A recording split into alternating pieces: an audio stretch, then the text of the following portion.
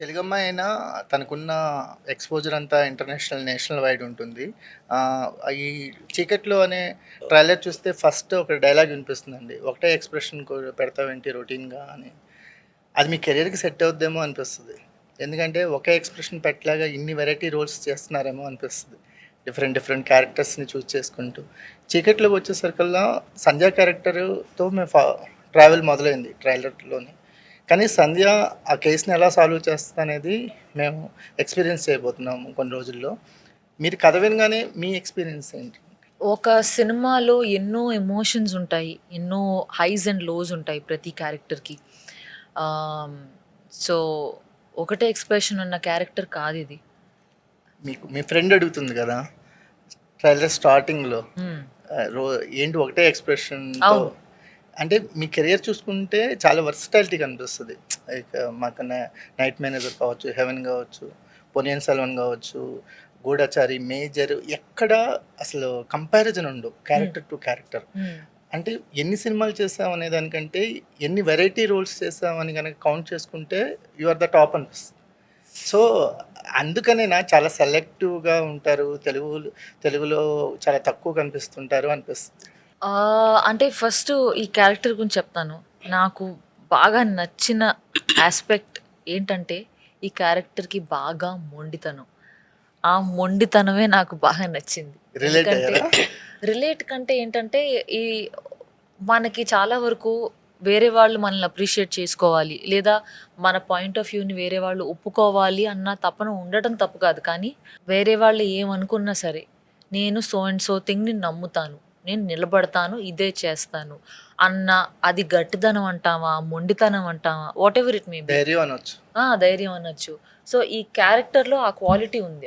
అదొక leadership quality లాంటిది. తనకి రిజల్ట్ రాకపోయినా, వస్తుందో రాదో తెలియకపోయినా, తన డెసిషన్ మాత్రం మారదు. ఈ ఈ యాటిట్యూడ్ నాకు బాగా నచ్చింది ఆ క్యారెక్టర్‌లో. And many new things in the movie. ఒక పాడ్‌కాస్ట్ అన్న కాన్సెప్ట్ గాని, అలా చాలా ఉన్నాయి. So, those are the things I really like about this. తెలుగులో తక్కువ కనిపించటానికి కారణం అంటే నేనంత కాన్షియస్‌గా దాని గురించి అనుకోలేదు. నేను నా నా జర్నీ స్టార్ట్ అయింది ముంబైలో. ముంబైలో స్టార్ట్. అంటే లాట్స్ ఆఫ్ ఆడిషన్స్, యాడ్స్ అలా స్టార్ట్ అయ్యి అక్కడ మొదలై నేను మధ్యలో కపుల్ ఆఫ్ ఫిల్మ్స్ చేశాను. చేశాను. 'గూఢచారి', 'మేజర్'. మేజర్ చేశారు. కానీ అలా అంటే డిఫరెంట్ స్పేసెస్‌లో నాకు నచ్చిన స్టోరీస్ చేసుకుంటూ వెళ్ళాను. అంటే ఒకే ప్లేస్‌లో నేను ఇలా నా పేరుని ఎస్టాబ్లిష్ చేసుకోవాలి అనే కంటే let me do the best for the roles that I connect అని అనుకున్నాను. సో, ఈ చరణ్ గారు ఈ స్టోరీ రాస్తున్నప్పుడు అంటే ఎలా ఈ టీమ్ అప్ అయిందంటే స్టోరీలోకి తనొచ్చారా? లేతే తను అనుకున్న తర్వాత స్టోరీ రాయటం జరిగిందా? ఇట్స్ ఆల్ ఒకేసారి టుగెదర్ అనమాట. ఫస్ట్ స్టోరీ పిక్ చేసుకున్నారు. Amazon it's an Amazon original film. Collaborated with Suresh గారు, సురేష్ ప్రొడక్షన్స్లో. సో ఒకసారి స్టోరీ అయిన తర్వాత దాన్ని శోభిత గారికి అప్రోచ్ అయ్యారు. So she likes the story. అట్లా స్టార్ట్ అయింది. సో, ఈ గుడ్ బాయ్ ఎలా ఎంటర్ అయ్యాడు? ఆన్ స్క్రీన్ 35తో ఒక మార్క్ క్రియేట్ అయింది. Correct. విశ్వదే. సో, 35లో బ్రేక్ అవుతుందా? ఆ గుడ్ వైబ్ అనేది యా యూ నో చాలా మంది that's what they keep saying.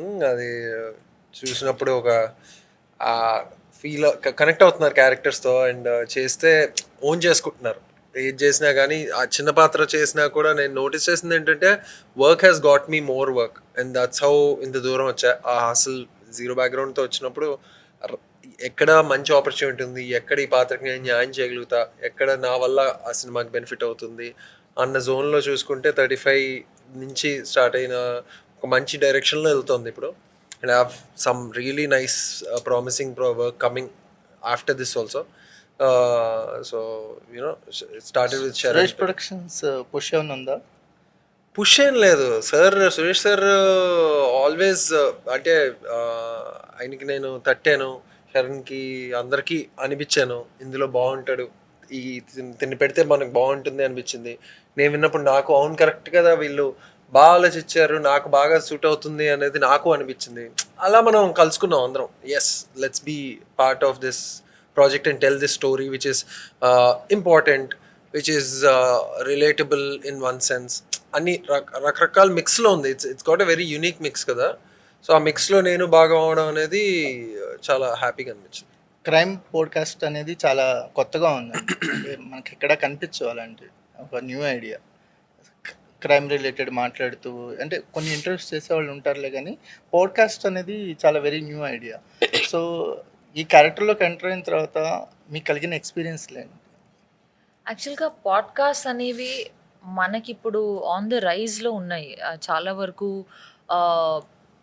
Entertainment podcast కానీ పొలిటికల్గా కానీ ఒక పాడ్కాస్ట్ ఫార్మాట్లో కూర్చుని ఇద్దరు ముగ్గురు హౌ మెనీ పీపుల్ అది వాళ్ళు డిస్కస్ చేయడం అన్న ఆ స్టైల్ ఆఫ్ కాన్వర్జేషన్ చాలా వరకు ఇప్పుడు వైరల్ అవుతుంది ప్రపంచంలో. ఇది ఇంటర్నేషనల్గా ట్రూ క్రైమ్ అన్నది అంటే క్రైమ్ గురించి డిస్కస్ చేసే పాడ్కాస్ట్ అనేవి చాలా పెద్ద ఫ్యాన్ ఫాలోయింగ్ ఉన్నాయి వాటికి. ఇండియాలో కూడా కపుల్ ఆఫ్ పాడ్కాస్ట్ ఉన్నాయి వీటికైతే హ్యూజ్ ఫాలోయింగ్ ఉన్నాయి క్రైమ్ పాడ్కాస్ట్కి. అయితే మేబీ తెలుగులో ఇది తెలుగులో. మొదటిసారి ఇలా చూపించడం జరుగుతుంది. అంటే it's interesting. It's a new age way of expression. అంటే ఈ క్యారెక్టర్కి ఏంటంటే తను ఒక టీవీ యాంకర్ జాబ్ చేస్తూ ఒక she is not satisfied with it. ఎందుకంటే ఎంతసేపు ఆ ఉన్న న్యూస్లో కొంచెం మసాలా యాడ్ చేసి టీఆర్పీ కోసం చెప్పడమే తప్ప అందులో నిజాయితీగా ఉండే స్పేస్ ఉండదు. క్వాలిటీ జర్నలిజం చేసే స్పేస్ ఉండక she wants to be honest. And so in fact సినిమాలో కూడా అడుగుతారు మరి ఇప్పుడు చేయడం ఏంటి, ఎవరు వింటారు అని. తను అంటుంది ఎవరు వినకపోయినా సరే నిజం చెప్పాలి, దట్స్ మై గోల్ అని. సో ఆ యాటిట్యూడ్తో తను ముందుకు వెళ్ళిపోతుంది. సో ఆడిషన్స్ ఇస్తూ మోడలింగ్ నుంచి కెరీర్ స్టార్ట్ అయ్యి చాలా నేషనల్ ఇంటర్నేషనల్ ప్రాజెక్టులో పార్ట్ అయ్యారు కదా. ఇప్పుడు ఎలా అనిపిస్తుందండి కెరీర్? అంటే మనకి రీజనల్ లాంగ్వేజ్ తెలుగులో చేయాలని ఉంటుందా, లేకపోతే you are happy with your స్పేసా? There is nothing more special than speaking in the mother tongue. అంటే ఇది నేను మళ్ళీ ఇంగ్లీష్లో చెప్తున్నాను. ఎంత ఎంత కమాండ్ ఉన్నా వేరే లాంగ్వేజెస్ పై ఓన్ లాంగ్వేజ్లో మాట్లాడుతూ మాటల మధ్య ఉండే గ్యాప్స్ కూడా మోర్ పర్సనల్గా అనిపిస్తాయి. ఎందుకంటే అదొక ఫ్లోలో చెప్పేస్తాం. అసలు అక్కడ అంత ఆలోచన కూడా ఉండదు. డైలాగ్ చెప్తున్నామని కూడా అనిపించదు. అది నాకు that is something I really enjoyed lot ఈ సినిమాలో. ఎందుకంటే ఆ పాడ్కాస్ట్ నరేట్ చేసే ప్రాసెస్ కూడా it's quite dialogue heavy thing. So ఒకవేళ కనుక లాంగ్వేజ్ అన్నది ఫెమిలియర్గా కానీ కంఫర్ట్ లేకపోతే చాలా డిఫికల్ట్ అయ్యేది. బట్ నేను ఎంజాయ్ చేయగలిగాను because of Telugu. So yeah. So ఈ క్యారెక్టర్ అంటే మనకి ఇలాంటి స్టోరీస్లో ఒక విలన్ ఉంటాడు, వాడు కనపడ్డు, అల్టిమేట్గా వాడు దొరుకుతాడు. సో ఇది ఒక టెంప్లెట్. ఈ టెంప్లెట్లో ఈ డ్రైవ్ ఎంత కొత్తగా ఉంటుంది, మమ్మల్ని ఎంత ఎంగేజింగ్గా, ఎంత ఇంట్రెస్టింగ్గా, లేకపోతే మా గెస్ట్ని రాంగ్ అని ప్రూవ్ చేస్తూ డైరెక్టర్ చేసే ప్రయాణమే మాకు చాలా కొత్తగా అనిపించాలి. సో ఏం చెప్తారు చరణ్? అంటే ఇది రెగ్యులర్ మనకి ఒక రేసీ థ్రిల్లర్స్ ఉంటాయి చూసారా, ఒక టామ్ అండ్ జెర్రీ లాగా అట్లా కాకుండా ఏంటంటే we have emotional message in it. ఒక ఫ్యామిలీలో సినిమా వెళ్తూ మనకి అంటే ఒక అండర్లైన్గా ఒక మెసేజ్ ఉంటుంది. ఆ మెసేజ్ని క్యారీ చేస్తూ వెళ్తుంది. అంటే మనం ఎక్కడికైనా ఫంక్షన్స్కి వెళ్ళామనుకోండి, ఏదైనా థియేటర్స్కి వెళ్ళినా, మాల్స్కి వెళ్ళినా సరే, ఎక్కడైనా సరే మాబ్ గ్యాదర్ అయినప్పుడు మన పిల్లలు చాలామంది మొలస్ట్ అవుతూ ఉంటారు. వాళ్ళు మనకు చెప్తున్నా సరే మనం పట్టించుకోం. వాళ్ళని మనం పట్టించుకోకుండా ఏం కాదు జనాలు అంటే మరి అలాగే ఉంటారు కదా అని చెప్పి మనం చాలా ఈజీగా తీసుకుంటాం. ఎందుకంటే దాన్ని ఏదైనా ఇష్యూ చేసామనుకోండి మనం రేపు మిగతా వాళ్ళందరూ మనల్ని తేడాగా చూస్తారేమో అనే ఒక ఇన్సెక్యూరిటీతో మనం చిన్నపిల్లలు వాళ్ళవి పెద్ద పట్టించుకోం. ఇది పెద్ద మ్యాటర్ కాదులే అని చెప్పేసి చాప కింద కార్పెట్ కింద తోసినట్టు ఒక చెత్తని ఎలా తోసేస్తాం అట్లా చేసేస్తాం. దానివల్ల ఏంటంటే పిల్లలందరూ ఏంటంటే మనకి ఎవరికి చెప్పుకుంటారు, ఇంకా వాళ్ళకి దెన్ దే ట్రామటైజ్ అవుతారు. అట్లా ట్రామటైజ్ అయిన ఒక అమ్మాయి అలా పబ్లిక్ ఏదైతే థియేటర్స్కి వీటికి వెళ్ళడానికి భయపడే అమ్మాయి తన ఫ్రెండ్ చనిపోతే దాని పోలీసులు సరిగ్గా ఇన్వెస్టిగేషన్ చేయకపోతే తను ఎప్పటి నుంచో ట్రూ క్రైమ్ పాడ్కాస్ట్ చేయాలనుకున్నది చేస్తూ ఒక ఇన్వెస్టిగేటివ్ జర్నలిస్ట్ లాగా చేస్తుంది అనమాట. సో ఇందులో ఏంటంటే more than cat and mouse game ఎలాగా ఉంటుంది, అట్ ద సేమ్ టైం అండర్లైన్కి మెసేజ్ ఉంటుంది అనమాట. ఇది ఒక పర్సనల్ టచ్ ఉంటుంది. యా. సో ఇది కొత్తగా అనిపిస్తుంది. And at the same time ఏంటంటే వేరే ఓల్డ్ లాగా ఉంటుంది. అంటే అందరూ ఒక టైప్ ఆఫ్ మోడ్లో ఉంటారు కదా ఈ థ్రిల్లర్స్ అనగానే. ఇది అట్లా కదా, చక్కగా హ్యాపీ ఫ్యామిలీ ఉంటారు. రిలేటబుల్ రియల్ లైఫ్ డ్రామా మధ్యలో క్రైమ్ జర్నలిజం ఇదంతా పెట్టినట్టు. అంటే అట్లా సో దట్ ఎగ్జిట్ చేస్తుంది. సో మీ క్యారెక్టర్లో ఉన్న వేరియేషన్స్ ఏంటండి? అంటే క్యారెక్టర్ అర్థమవుతూ ఉంది. ఒక రొటీన్ జాబ్‌ని బ్రేక్ చేస్తూ తన ఇష్టమైన ప్రపంచంలో తనకిష్టమైన సబ్జెక్ట్ మాట్లాడటానికి ఒక డెసిషన్ తీసుకొని ముందుకెళ్ళే అమ్మాయి. ఇక అక్కడి నుంచి తన ప్రయాణంలో అనుకోకుండా ఒక విలన్ ఎంటర్ అవుతాడు. లేతే ఎవరో ఎంటర్ అవుతారని తెలుస్తుంది ట్రైలర్ చూసినంత వరకు. సో ఏం వేరియేషన్స్ ఉన్నాయి ఇంకా మీ క్యారెక్టర్ ట్రావెల్‌లో? వేరియేషన్స్ అంటే ఇది తన జర్నీ. ఈ పాడ్కాస్ట్ తను చేస్తూ ఒక క్రైమ్ యొక్క చిక్కుని ఓపెన్ చేయడానికి ట్రై చేస్తుంది. ఆ ఓపెన్ చేసే ప్రాసెస్లో ఎన్ని ఇంటర్ కనెక్టెడ్ ఉన్నాయా అని తను ఎక్స్ప్లోర్ చేసే జర్నీ ఈ సినిమా. సో మీకేమన్నా ఫైట్ సీక్వెన్సెస్ ఉన్నాయా? ఫైట్సా ఉన్నాయి. Yeah chase and fight sequence ఉంటుంది. ఓకే. యాక్చువల్గా మేము గోదావరిలో కూడా షూట్ చేసాం. That was a very interesting thing. Actually Sharan మీరే చెప్పాలి. యా అంటే కొన్ని ఎపిసోడ్స్ ఏంటంటే గోదావరి డిస్ట్రిక్ట్లో చేసాం. గోదావరి డిస్ట్రిక్ట్స్ అంటే అంతా పాడి పంటలు, కొబ్బరి చెట్లు, హాయిగా లవ్ స్టోరీస్, ఫ్యామిలీ అలా ఉంటుంది కదా. అట్లా కాకుండా మనం ఏంటంటే వేరే ఒక మిస్ అయిన కేసులు డార్క్ మోడ్లో చూపించాను. చీకట్లో గోదావరి డార్క్ మోడ్లో. Godavari dark mode. గోదావరిని ఎప్పుడు మనం ఆ లైట్లో చూడలేదు. చీకట్లో సో ఇప్పుడు మనకి ఆ మడ్ రోడ్స్లో గోదావరి కొబ్బరి చెట్లు నైట్ టైం ఎలా ఉంటాయి అనేది ఈ సినిమాతో ఎక్స్పీరియన్స్ చేద్దామని చెప్పేసి అక్కడ కొన్ని ఎపిసోడ్స్ షూట్ చేసాం. ఏదో ట్యాగ్ లైన్ ఇచ్చారు షోప్ దగ్గర, చీకట్లో గోదావరి, మాకు గుండెల్లో గోదావరి గుర్తు. అయ్యా ఓకే. మీకు ఆర్టిస్ట్గా ఈ క్యారెక్టర్ ఎంత సాటిస్ఫాక్షన్ ఇచ్చిందండి? అంటే కథ విన్నప్పుడు ఇప్పుడు మాకు ఆడియన్స్ ముందుకు రాబోతుంది. ఆ తృప్తి లేకపోతే చెయ్యం కదా. అంటే అన్ని ప్రాజెక్ట్స్ టేక్ ఆఫ్ చాలా బాగుంటాయి, మధ్యలో ఒకసారి మన హ్యాండ్లో మిస్ అవుతూ ఉంటాయి. కానీ మీ జర్నీ ఈ క్యారెక్టర్ మీరు అనుకున్న విధంగానే జరిగిందా? ఇప్పుడు ఏదన్నా నచ్చి ఓకే మనం చెయ్యాలి అనుకున్నప్పుడు నా చేతిలో ఉన్నంత వరకు నేను బెస్ట్ చేయగలను. మిగతా ఎలిమెంట్స్ అన్నీ నేనే కంట్రోల్ చేయాలి అని ఆశిస్తే అది డెఫినెట్లీ డిసప్పాయింట్ అవుతాను. సినిమాలోనే కాదు లైఫ్లో కూడా. సో ఐ ఫీల్ నా పరిధి వరకే నేను ఆలోచిస్తాను. అది నేను definitely I'm happy with what I did. అంటే రెగ్యులర్గా కనిపించే హీరోయిన్స్ కంటే మీ పోర్ట్ఫోలియో కానీ, మీరు ఎంచుకునే కథలు కానీ, మీకున్న ఎక్స్పోజర్ కానీ చాలా నావెల్టీగా ఉంటుంది. అంటే మీరు ఒక కథలో ఉన్నారంటే ఒక వాల్యూ యాడెడ్గా అనిపిస్తుంది.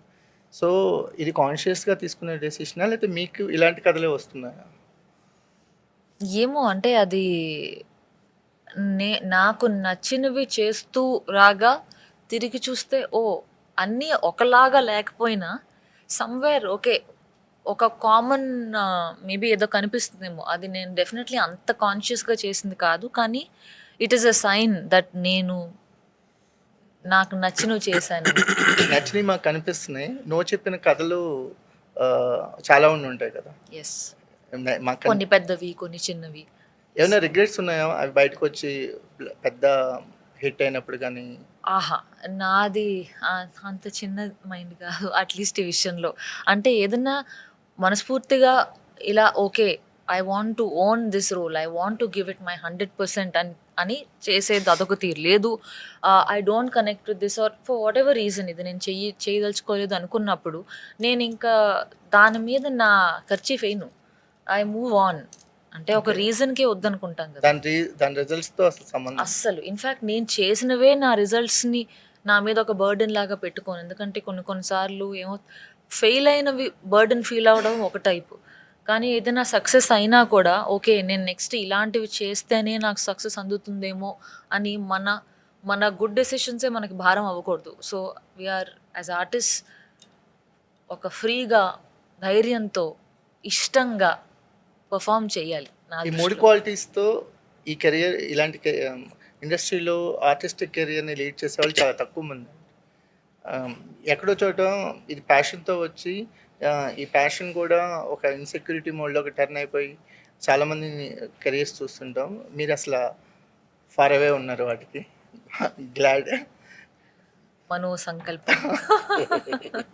సో ఏంటి వాట్ యూ ఎగ్జైట్స్ శోభిత గారు? అంటే ఏదైనా ఈరోజు ఎవ్రీడే ఒక లొకేషన్కి వెళ్ళేటప్పుడు ఎగ్జైట్మెంట్ ఉంటుంది కదా, మీ ఎగ్జైట్మెంట్ ఏంటి? అంటే ఒక యాక్టర్గా రోల్లో అంటే మీరు ఈరోజు ఈ సీన్ చేయడానికి వెళ్తున్నామని ఎక్సైట్మెంట్తో వెళ్తారు కదా, చాలామందికి అది కూడా రొటీన్ అయిపోద్ది. చాలామంది ఆర్టిస్టిక్ లైఫ్లో అది కూడా ఒక జాబ్ మోడ్లోకి వచ్చేస్తుంది. కానీ మీతో మాట్లాడిన తర్వాత అంటే మీరు ఎంచుకునే కథల్ని చూస్తే ఈ ఎక్సైట్మెంట్ ఉంటేనే ఇవిడ లొకేషన్. అంటే ఇప్పుడు ఇది ఎలా చెప్పాలంటే ఎక్సైట్మెంట్ అనేది ఇప్పుడు ఏదైనా కొత్తది చేస్తుంటే అదొక సరదాగా ఒక పాజిటివ్ నర్వస్నెస్ కూడా ఉండొచ్చు. చిన్న ఏమో ఎలా చేస్తాము అందులో అదొక ఎనర్జీ ఉంటుంది. కానీ యాక్టింగ్ ఎలాంటిదంటే ఒక్కొక్కసారి అదే టేక్ 10 యాంగిల్స్లో ఒక్కొక్క యాంగిల్లో ఒక 10 సార్లు మీరు 100 సార్లు అది చేశారంటే ఆ ఎక్సైట్మెంట్ ఉండదు. కానీ ప్రతి టేక్లోనూ ఎగ్జాక్ట్లీ అలాంటి ఎనర్జీని క్యారీ చేయాల్సినది మీ బాధ్యత. That is technique. సో ఇది ఇదివరకు నేను లాంగ్ బ్యాక్ ఒకసారి చెప్పాను. ఒక కార్పెంటర్ లాగా 100 డోర్లు ఆర్డర్ ఇస్తే 100 డోర్లు ఒకే సైజు రావాలి, రైట్? సో ఒక మెజర్ ఉంటుంది, పర్ఫార్మెన్స్కి ఒక టెక్నిక్ ఉంటుంది. సో ఆ టెక్నిక్ అన్నది you are always a student, విసుగు ఉండదు. యాక్చువల్లీ మీరు ఫోకస్డ్గా అక్కడ చేస్తే you will never feel your a master. ఎందుకంటే ఎక్కడో ఫోకస్ తప్పి మళ్ళీ అందుకుంటాం. So you are always learning. నేర్చుకునే మనసు ఉంటే you will find something to learn in everything. So I feel repeating yourself. మీ ఎక్స్పీరియన్స్ ఏంటండి కొలాబరేషన్ విత్ శోభిత గారు? అదే, సో బేసిక్లీ అదే art of repeating ourselves constantly ఒకటి అనుకొని, and every scene actually big or small, whether small character, big character, small scene, big scene, ప్రతిదీ comes with a challenge అండి. Actually that's what excitement always. Like I feel ఆ nervousness, ఆ sincere nervousness ఉంటుంది నాకైతే ప్రతిసారి. అరే ఈ scene ఛాలెంజింగ్గా ఉంది, ఇది ఇందులో ఏం లేదు కానీ ఏదో ఉంది, లేదా మనం డెలివర్ చేయాలి ఈ సీన్ని, ఎడిట్లో పోయే సీన్ అవ్వకూడదు. In the sense that you know ఏ సీను ఏం లేకపోయినా వెళ్ళి వాటర్ తాగి ఇలా వెళ్ళి 2 డైలాగులు తిన్నావా అని అడిగే సీన్ అయినా కానీ it should be very captivating.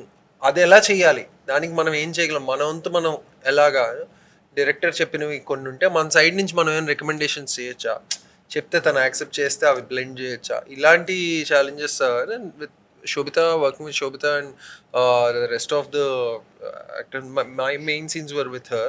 So very technique oriented person, and dialogue మీద మంచి గ్రిప్ ఉంది. Like she'll also add ఇది ఇలా చెప్తే బాగుంటుంది అనుకున్నప్పుడు ఇంకొక వేరియేషన్ ఏమైనా నాకు కూడా లైక్ ఇలా చెప్పి ఇది ఇంకెలా చెప్పచ్చు అంటావు అని అడిగినప్పుడు తను కాంట్రిబ్యూట్ చేసినవి కానీ. So overall it helped action. Every time you want to perform, you need a equal good performer opposite to give the reaction కదా. సో తను అంత మంచి పర్ఫార్మర్ కాబట్టే నా నుంచి బెస్ట్ వస్తున్నది. సో నాకు టైమ్ అండ్ అగైన్ అర్థమవుతూ వచ్చింది ఏంటంటే ఆ ఆపోనెంట్ యాక్టర్ చేస్తుంటే మనకి ఇంకా చేయాలనిపిస్తుంటుంది. లక్కీగా మీకు ఇద్దరు అలాంటి వాళ్ళే దొరికారు. Yeah he's being very humble. ఎన్నోసార్లు యాక్టర్స్ కెమెరా పక్కన చోటు లేక ఒకసారి ఎదురుకుండా ఉన్న యాక్టర్ని మీరు ఇక్కడ ఉండద్దు, కెమెరా ఫిట్ అవ్వడానికి చోటు లేదంటారు. సో చిన్న టేప్ ముక్క అతికిస్తారు, ఆ మనిషి టేప్ అనుకుని యాక్ట్ చేయండి అంటారు. మేము చేస్తాం, అందరూ చేస్తారు.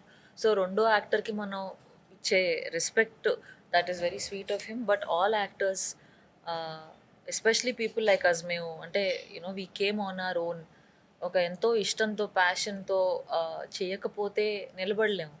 So but in the process you fall in love with it. నిలబడలేము అన్నారు కదా, నిలబడ్డాను అనే ఫీలింగ్ ఎప్పుడు కలిగింది మీకు కెరియర్లో? నాకు మొదలు పెట్టే ముందే అనిపించింది, అది నా మనసులో ఉన్న ఫీలింగ్. ఓకే, నిలబడతాను అని ముందే ఫిక్స్ అయిపోయారు. ట్రయల్ అండ్ ఎర్రర్లో ట్రై చేయలేదు ఇక్కడ? అంటే స్టార్ట్ అయినప్పుడు నేను ఆ ఆడిషన్స్ ఇస్తున్న టైంలో డెఫినెట్లీ తెలియదు అసలు ఈ ఇండస్ట్రీ ఎలా ఫంక్షన్ అవుతుంది. నా ఫ్యామిలీలో there is no familiarity, no connection. So ఎలాగో తెలీదు, ఆ కొత్తదనంలో ఏమో అన్నట్టు అనిపిస్తుంది. కానీ as I started working, okay అన్ని క్వశ్చన్స్కి ఆన్సర్స్ నా దగ్గర ఉండకపోవచ్చు, కానీ నేను నా ఇంట్యూషన్ విని పని చేస్తే మాత్రం I'm feeling happy, I'm feeling motivated. ఆ పాత్లోనే ముందుకు వెళ్ళిపోయాను. మీకు ఈ క్యారెక్టర్స్ని డిజైన్ చేసినప్పుడు లేకపోతే ఈ స్క్రీన్ ప్లేలో కానీ మోస్ట్ డిఫికల్ట్ పార్ట్ ఏమంటే ఏం చెప్తారు సార్ చరణ్ గారు? మోస్ట్ డిఫికల్ట్ క్యారెక్టర్ అంటే పెద్దగా అనిపించలేదు. అంటే మనకి luckily we got a very good artist. ఎక్కువగా మీరు రైటింగ్లో స్పెండ్ చేసిన క్యారెక్టర్ ఏంటంటే అంటే శోభితనే, సంధ్య క్యారెక్టర్ అంటే ఇట్ హ్యాస్ మల్టీ డైమెన్షన్స్ ఉంటాయి కదా.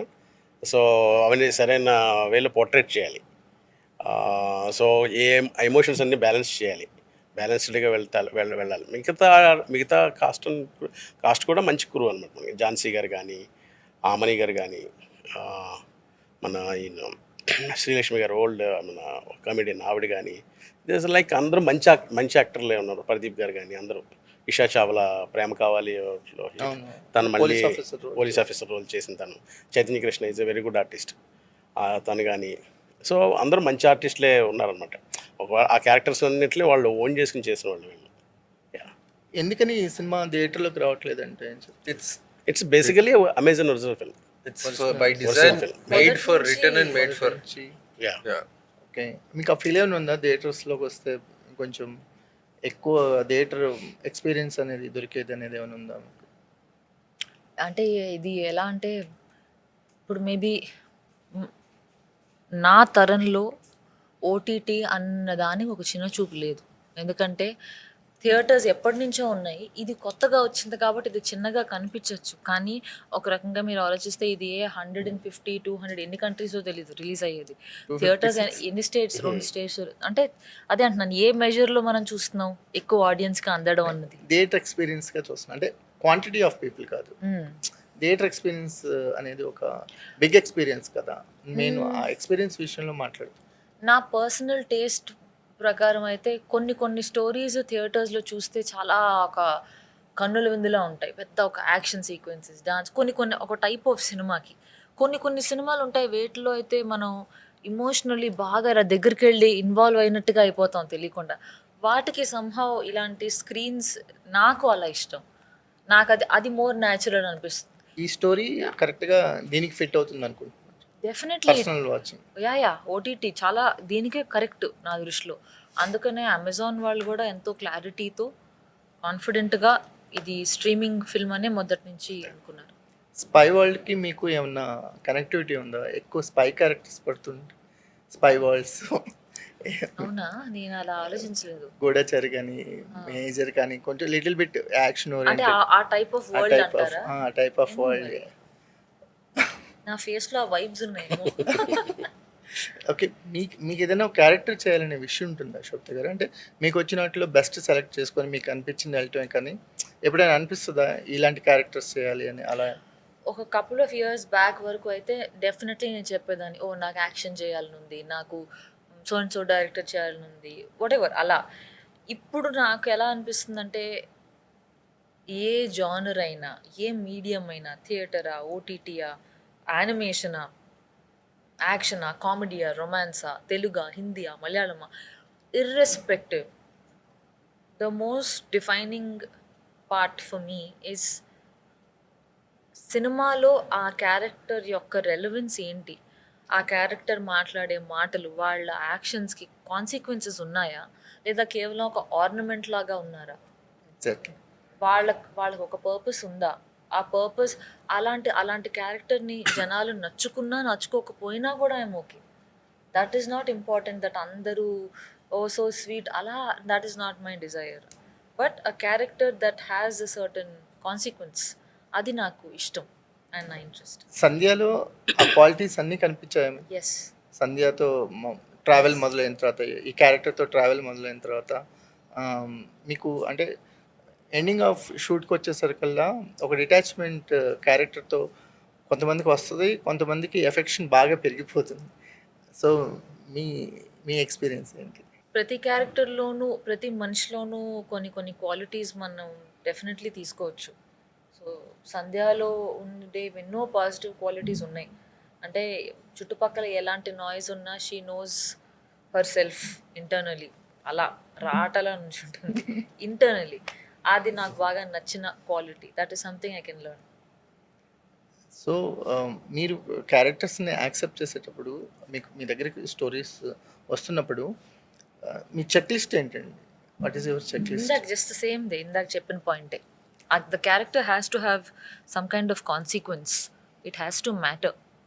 కేవలం అది అదే చూస్తారు అంటే బ్యానర్ కానీ కాంబినేషన్స్ కానీ డైరెక్టర్ ఎక్స్పీరియన్స్డా కాదా, అసలు ఇవన్నీ సెకండ్. సమ్ డే ఏదో ఒక రోజు నేను కూడా ఫస్ట్ టైం స్టార్టరే కదా, నా నా మీద నమ్మకం పెట్టి అనురాగ్ కశ్యప్ గారు ఎలా అయితే ఒక తీసుకున్నారో అలా I don't measure somebody by their experience. కానీ క్రియేటివిటీకి ఎటువంటి బౌండరీస్ ఉండవు, ఏజ్ కానీ జెండర్ కానీ nothing, there are no boundaries.